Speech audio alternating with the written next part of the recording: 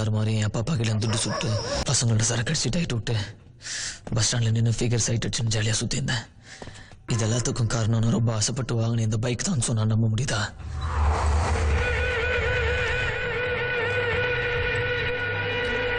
Bike அப்புறம் எனக்கு ரொம்ப பிடிச்சது ஹேமா.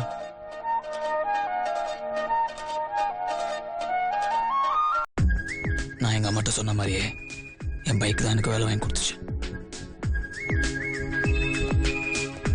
வண்டி மிஸ் ஆனதுல இருந்து ப்ராப்ளமாவே இருக்குது இல்ல?